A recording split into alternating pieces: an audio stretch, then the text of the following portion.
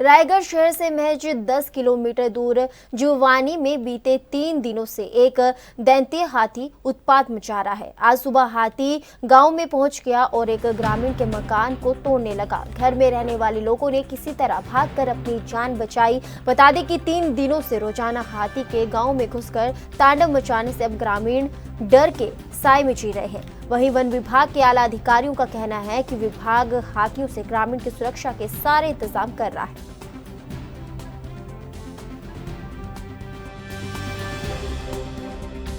जानकारी मिल रही है कि रायगढ़ रेंज के जुनवानी सर्किल में पिछले 3-4 दिनों से लगातार एक दंतैल हाथी आ रहा है और गांव में बहुत नुकसान कर रहा है, झोपड़ियाँ तोड़ रहा है और फसलों को भी काफ़ी नुकसान पहुंचा रहा है। थोड़ा बताइए। ये अकेला हाथी है, टस्कर है। अभी 4-5 दिन पहले ये उड़ीसा तरफ से आया है और बंगुरसिया कर्मागढ़ तरफ तो नुकसान नहीं किया, जंगल में रहा। पिछले 2 दिन से अभी बंगुरसिया जंगल में आ गया है। वहाँ जो है परसों भी नुकसान किया था, 2 लोगों का घर तोड़ा था, पंचराम का और रामलाल का। रामलाल के घर से बल्कि धान चावल भी कुछ खाया था। उसके बाद में मैं मौके पे खुद था उस दिन। 4 बजे उस हाथी को बड़े मुश्किल में फिर गांव से बाहर कर पाए थे। कल नहीं आया था, आज रात में फिर आ गया।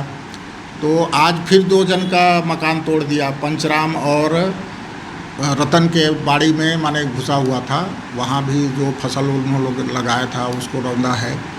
और पंचराम के घर में आज पुनः दोबारा गया। तो उस दिन तो कुछ नहीं पाया था, आज उनके यहाँ से 2 बोरा धान को बाहर निकाल करके और उसको मैंने खाया है।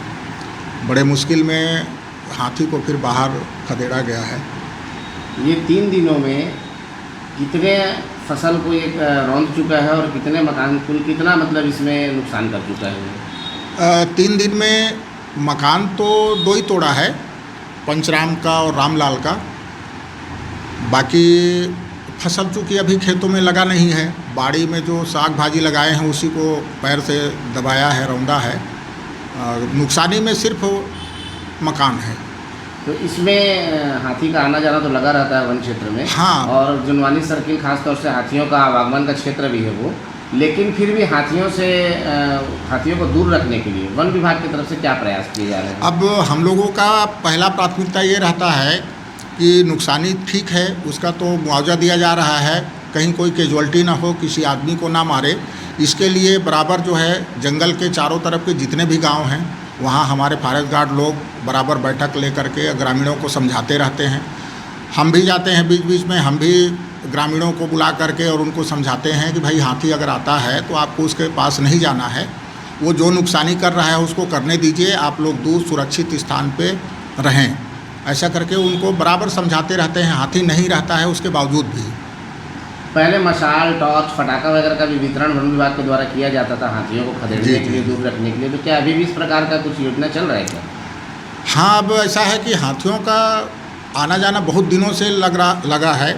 तो ऐसा देखा जा रहा है कि पटाखा से, आग से हाथी जो है क्रोधित हो जा रहे हैं।